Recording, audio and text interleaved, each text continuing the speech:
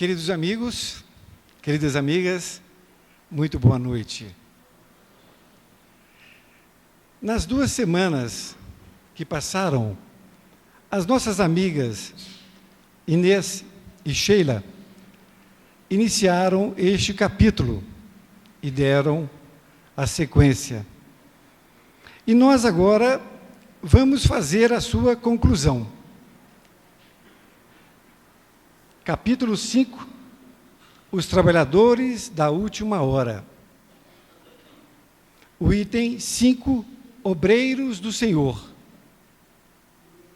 que seriam todo aquele que trabalha para a obra de Deus, que somos nós.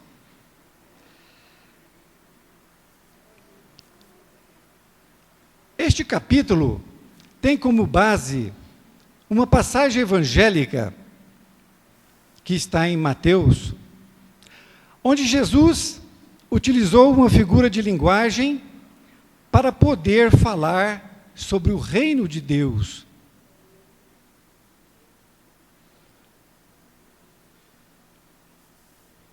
Na época de Jesus, os hebreus eram demasiadamente preocupados com o reino de Deus. E para isto, eles jejuavam, oravam nas sinagogas e também nas praças públicas e levavam ao altar pequenos animais para que fossem sacrificados. Isto foi o que Jesus encontrou naquela época, o que para nós, hoje, até é um absurdo, sacrifício de pequenos animais. Interessante notar que o jejum era uma prática muito grande. Para nós espíritas, o jejum tem que ser de quê? De comida? Não. Para nós espíritas, o jejum tem que ser de pensamentos, palavras e obras. Naturalmente, negativas. Então, quando você faz o jejum, ou seja, você deixa de falar, deixa de obrar e deixa de pensar coisas negativas, você está jejuando, porque a nossa tendência ainda é de falar coisas negativas, de pensar coisas negativas ou malévolas, e também de fazer coisas negativas. Nós cavamos o nosso próprio túmulo com isto.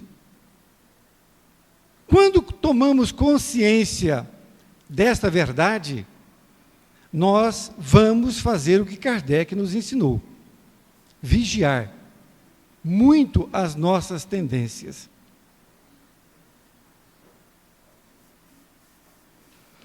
Então, os judeus, com essas atitudes, eles acreditavam que estavam agradando a Deus. Vejam bem a ideia que eles tinham de Deus: sacrificar pequenos animais para Deus, como se Deus quisesse ter esse sacrifício. E assim, pensando, eles achavam que estariam fazendo o papel de obreiros do Senhor, sendo bons, e estava resguardado, então, o seu cantinho no reino dos céus. Era essa a filosofia que eles tinham.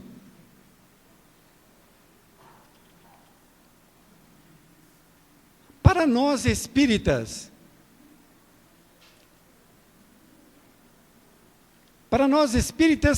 o que vem a ser o reino dos céus, ou o reino de Deus, que é a mesma coisa?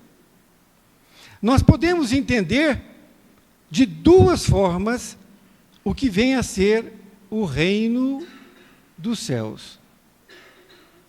A primeira é um lugar ou um planeta onde reina a paz e a felicidade. Este é o reino dos céus. E também uma criatura que está em paz consigo mesmo e está feliz, dentro dela está o reino dos céus. Nós vamos, primeiramente, falar sobre um lugar, que seria o reino dos céus.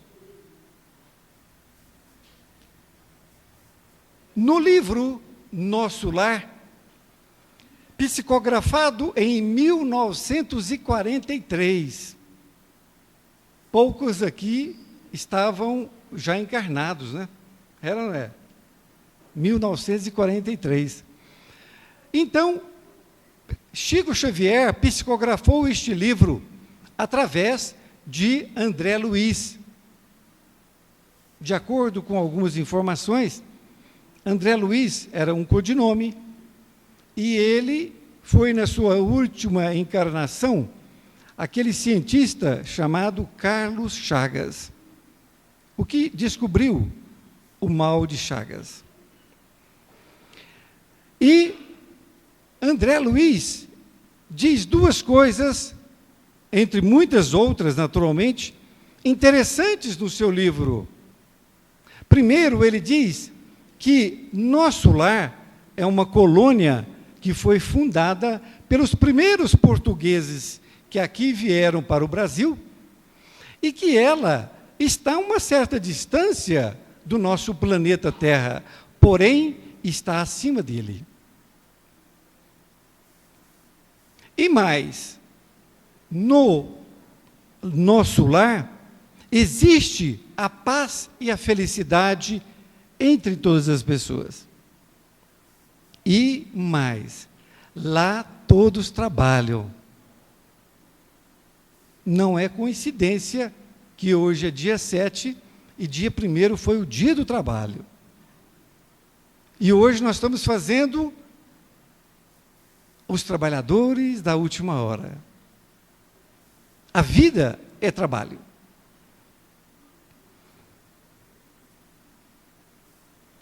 Dr. Inácio Ferreira foi um médico que morou em Uberaba, ele era psiquiatra, e ele foi contemporâneo de Chico Xavier. E Dr. Inácio Ferreira, ele tomava conta de um hospital psiquiátrico em Uberaba, que existe até hoje. E naquela época, ele tratava de todos os doentes com muito carinho, porque ele já entendia o porquê da demência do homem. E ele faleceu antes de Chico Xavier. E ele se encontra hoje num espaço chamado Hospital Esperança, que fica acima da terra, porém, num espaço abaixo do Nosso Lar. E Dr. Inácio, hoje, ele é diretor de um hospital que chama-se Hospital Esperança, que foi fundado pelo nosso patrono, professor Eurípides Barçanufo. E lá ele cuida de toda espécie de doença, principalmente dos espíritas, que muitas vezes desencarnam em situação lamentável, podemos assim dizer. E Dr. Inácio diz que ele não sabe qual é a distância, porém, ele sabe que está uma certa distância da Terra, essa região onde ele se encontra. E ele hoje faz, através de Carlos Bacelli, a psicografia de livros. E no livro, na outra dimensão, na próxima dimensão, ele relata algumas coisas interessantes. Primeiro, que essa questão da distância, que o nosso lar fica acima de onde eles estão. E que certa vez, ele e seus amigos foram convidados para visitar o nosso lar e também na próxima dimensão, um outro lugar. E para isto, nosso lar mandou uma nave até o Hospital Esperança para que viessem buscá-los. Eles entraram nessa nave e foram até o Hospital Esperança. Desculpe, até o nosso lar. E no nosso lar, ele desceu, os outros desceram também na nave, e quem veio recepcionar foi André Luiz. E doutor Inácio perguntou, André Luiz, mas nosso lar está muito diferente do que você escreveu no livro. E André Luiz falou, realmente, eu escrevi em 1943 e tudo mudou. A evolução ocorre na Terra, como também ocorre no plano espiritual. Por isso que está diferente. E eles, então, adentraram em uma outra nave, uma nave mais sofisticada, maior, e foram para a outra dimensão, que é a próxima dimensão, ou outra dimensão.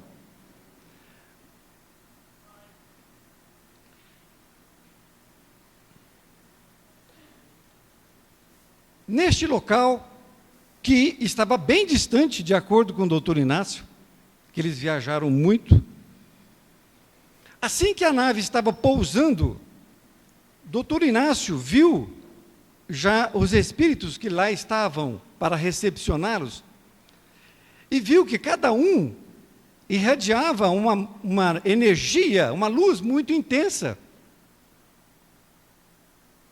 E ele achou interessante porque, à medida que a nave foi descendo, aqueles espíritos começaram a mudar os seus corpos espirituais. De tal forma que foi se apagando aquela luz e foi então ficando parecido com os corpos espirituais deles. E aí eles desceram, conversaram com todos, não é? Mas, passado algum tempo, o comandante da nave disse, já é hora de irmos embora,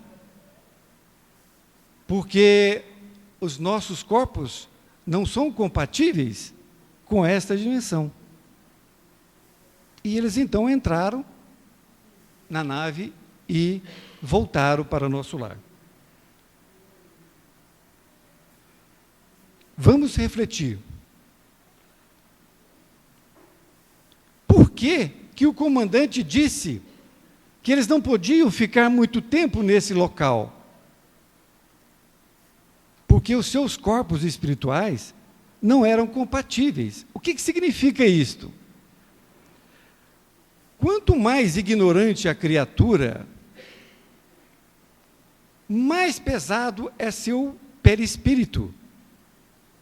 Para quem ainda não sabe, ao desencarnarmos, nós ficamos espírito e perispírito, que reveste esse corpo. E este perispírito, ele é formado de energia e matéria. Quanto mais ignorante a criatura, mais tem matéria, menos tem energia.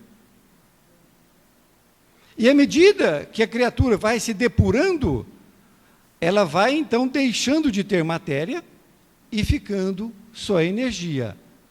Por isto que os espíritos que estavam na outra dimensão eram somente luz. Somente luz. E o ambiente não era propício para quem tinha ainda certa matéria no perispírito. Por que não era propício? Era proibido. podemos assim dizer, porque podia causar mal ao perispírito, porque não era compatível. Então não era questão de poder ou não, era uma questão mesmo científica, de física. Então por isso que eles não ficaram lá muito tempo e retornaram para nosso lar.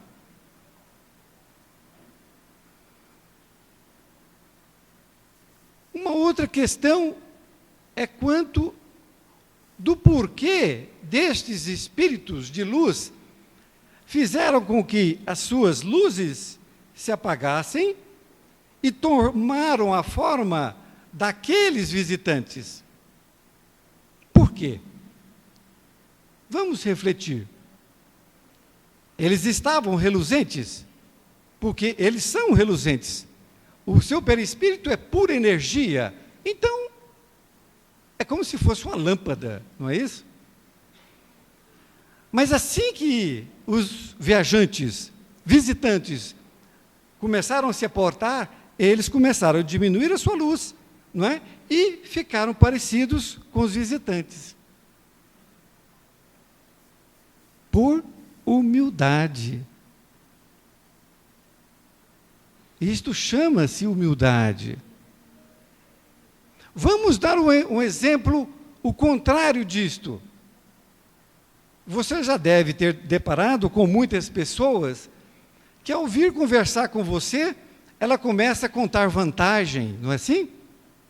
Falar do carro que comprou, da viagem que vai fazer, e você percebe que ela está falando aquilo, não com o objetivo de conversar com você de uma forma tranquila, mas sim para querer mostrar para você que ela pode mais, não é assim?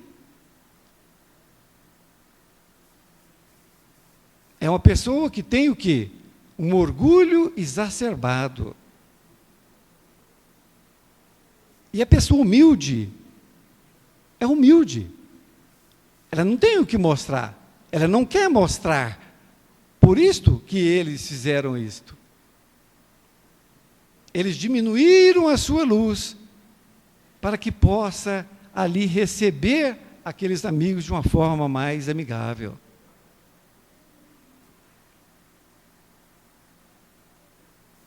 Você também já deve ter visitado alguma pessoa em sua casa e quando você chega lá, você sente um prazer enorme nessa casa. Você não sabe por quê? É a energia que está imantada. É a energia que está nessa casa. Nesta casa, os seus habitantes fazem orações, têm a concórdia, tem problemas, é claro, que família que não tem problemas, mas acima de tudo tem a concórdia, tem o amor, tem o carinho, tem o respeito. E, portanto, eles criam uma energia dentro da sua própria casa. E da mesma forma, muitas vezes entramos em casas que não é preciso ninguém dizer que ali está realmente plena discórdia. As luzes estão acesas, mas é como se estivessem apagadas. São os miasmas que essas criaturas, habitantes deste lugar, produzem e ficam com o que impregnadas nas paredes.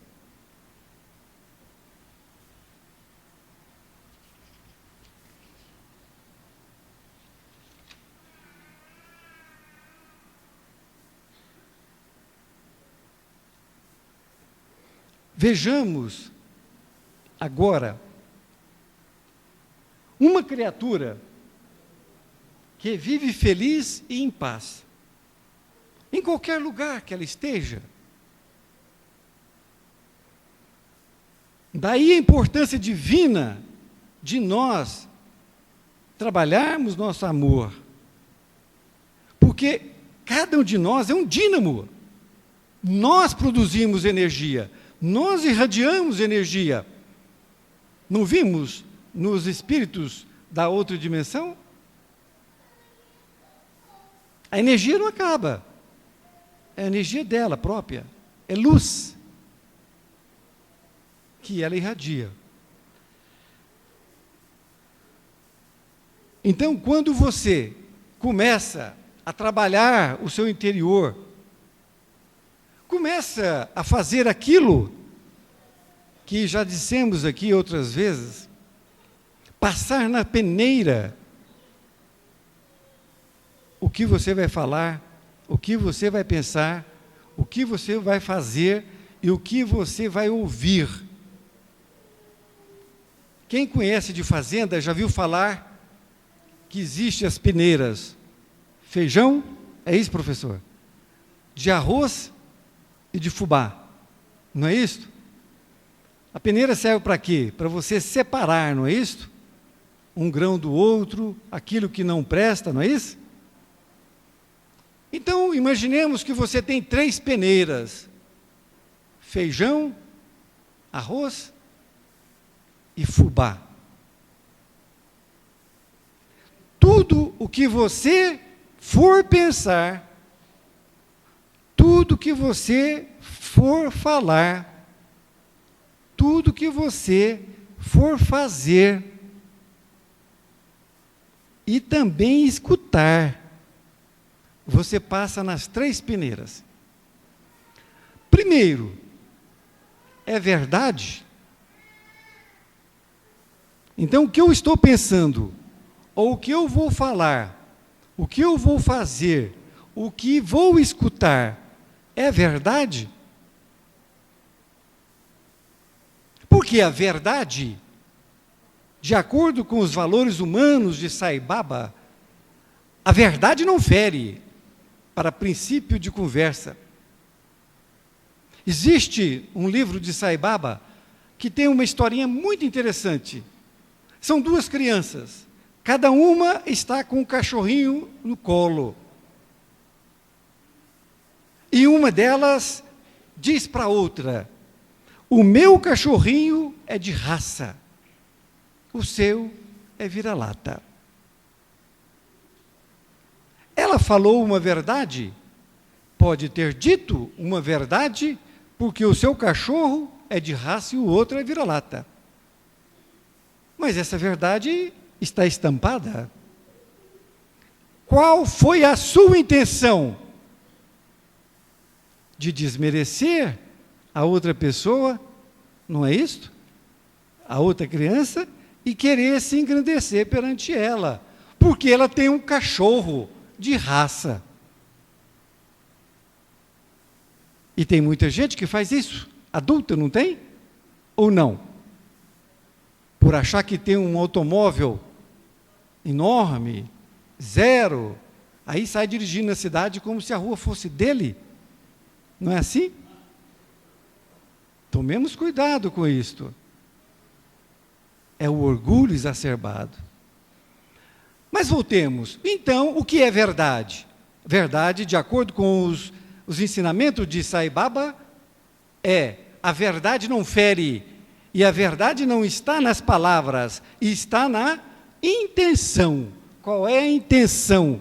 Então, pessoas dissimuladas falam muito coisas pensando em outras, não é assim? Muito bem, voltemos. Na questão das peneiras. A verdade, ela não fere. E se uma pessoa conta uma história para você, normalmente maledicente, falando de fotos que surgiram, ou de coisas que matou ou deixou de matar, essas coisas que não valem absolutamente nada, para começar, não deve ser verdade, porque cada pessoa que passa uma desgraça para frente, ela aumenta ali um pouco mais, não é assim? Para dar mais ênfase ao que ela está falando.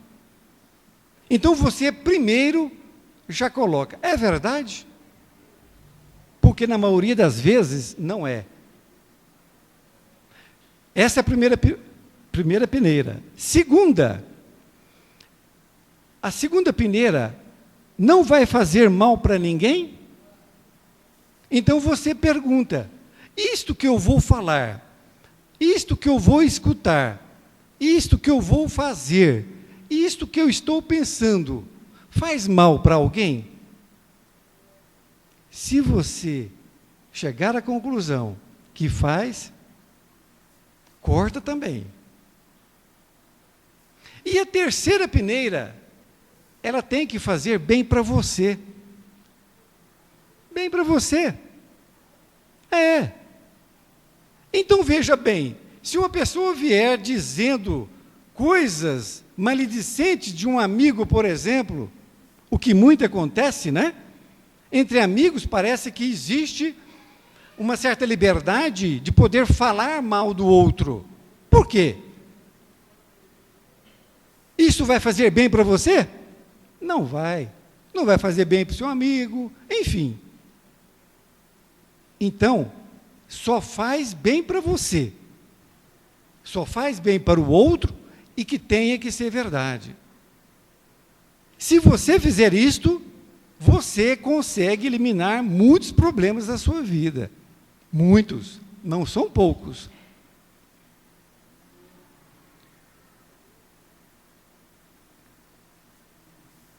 Então, se a pessoa ficar vigilante, porque Jesus disse para orar, mas vigiar muito, porque não adianta você sair daqui sensibilizado e ao você chegar na rua, você xingar o primeiro que você encontrar, não é? Não adianta.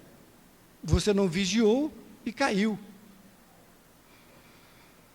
Então, quando você se encontra nesse estado, estou fazendo a coisa certa, não estou ofendendo ninguém, então você passa a ser uma criatura que possui o reino de Deus no seu interior. E você começa a irradiar energia e, acima de tudo, o seu ambiente, onde você trabalha, onde você mora, também muda. E você muda as pessoas também com as quais você convive. Então, aquele, na outra dimensão, era um planeta de luz, por quê? Porque os seus habitantes eram de luz.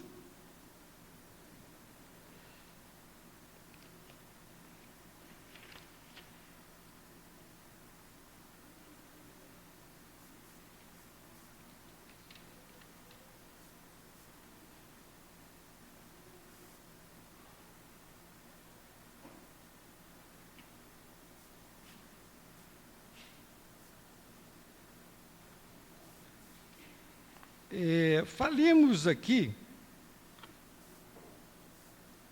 Pode passar, por favor.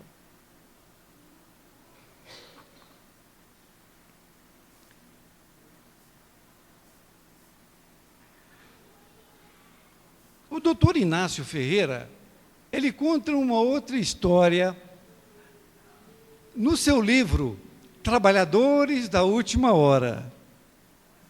É coincidência? Não é, né? Porque eu fui buscar essa história exatamente no livro que é o tema do nosso capítulo da noite. Neste livro, Trabalhadores da Última Hora,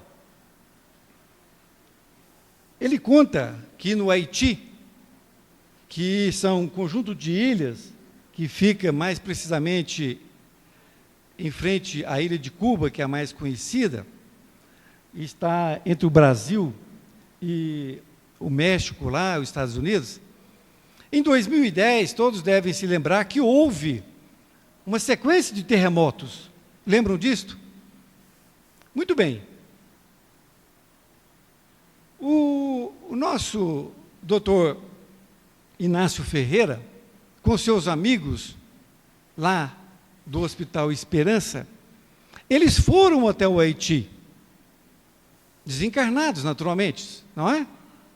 Eles foram até lá para prestar ajuda, porque uma situação desta, de catástrofe, uma catástrofe enorme, onde se desencarna milhares em questão de segundos, não é assim? Em questão de segundos. Então, eles foram para lá para ajudar as criaturas.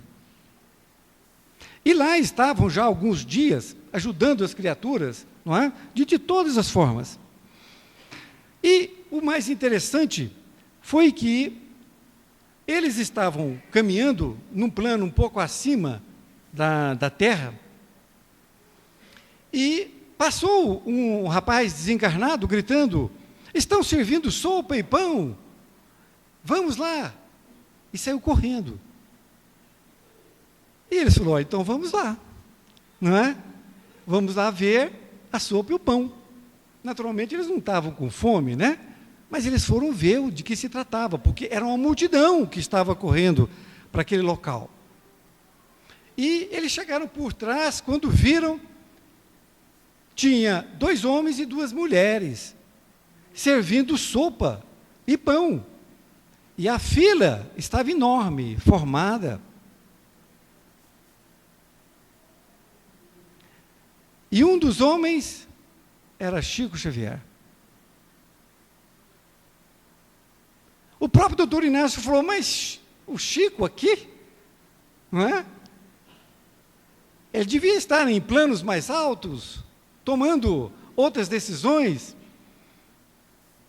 Mas não, ele estava ali, doando sopa e pão para aqueles espíritos recém-desencarnados. Ele estava fazendo o que ele sempre gostou de fazer: estar com os pobres e desvalidos. Alguém de vocês pode perguntar: mas desencarnou, ainda precisa de comer? Precisa. Imagine, se o seu perispírito ainda é um percentual matéria, esta parte que é matéria precisa de substância que é matéria.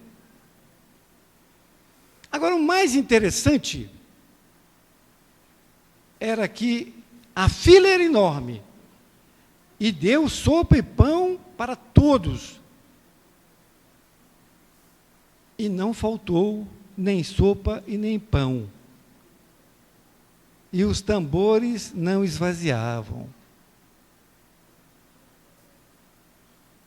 Vocês lembram da passagem evangélica que Jesus tinha com seus discípulos meia dúzia de pães e meia dúzia de peixes, e a multidão era enorme? E todos comeram?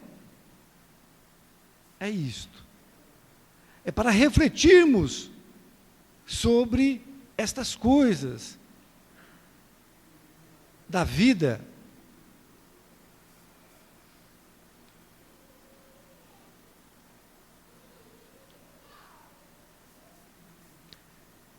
Em muitas encarnações passadas, nos foi colocado coisas que nós temos que tirar. Por exemplo, quando nós falamos isto, e quando falamos que a nossa igreja-mãe, como assim se referia a Chico Xavier, de todos nós, porque todos nós viemos da Igreja Católica, e quando falamos isto, nós falamos de uma forma de estudo, porque como nós acreditamos em reencarnação, talvez estivéssemos no passado trajando uma batina e sendo ali os artífices do que hoje está escrito. Então, pensando nisto, nós temos que ter muito respeito pela Igreja Católica, porque nós temos que ter respeito por nós mesmos, porque poderia ser nós mesmos esses artífices. E nos foi colocado, durante muitas encarnações, que nós deveríamos ser bons. E se fôssemos bons, nós iríamos para o céu, iríamos ficar chupando uvas, não era assim? E ouvindo harpas, os anjos tocarem harpas, não é assim? Foi nos colocado isto. Talvez porque éramos muito ingênuos, pode ser, só que isto nos causou um certo dano. Por quê? Porque, em sendo bom, vai para um lugar para não fazer nada, para ficar ocioso. Vejam Chico Xavier. Quanto mais luz, mais trabalho. O trabalho dignifica o homem. Então não existe esta questão de ociosidade. O reino dos céus é trabalho, não é ociosidade. E ainda nos foi colocado que também, se fôssemos mal, nós iríamos para o inferno, irremediavelmente. E ali ficaria eternamente, não é assim? Olha que pai castigador, que pai cruel, eternamente ali queimando. Vejam. Agora, na melhor das hipóteses, tinha o purgatório. Vejam bem. Então, era uma coisa eterna. Hoje, com a concepção que nós temos de Deus, Deus é Pai. E a lei da reencarnação não é para qualquer um. Por quê? Porque quando uma pessoa tem condições intelectuais para entender, ele não quer saber. Por quê? Porque chama-se compromisso. Ele ainda se compraz em fazer coisas erradas. Ele vai aceitar a lei da reencarnação a troco de quê? Porque aí ele vai ter consciência, ciência das bobagens que está fazendo, e realmente fica pior. Então, para entender o Espiritismo, é preciso estudar. Nós temos que estudar.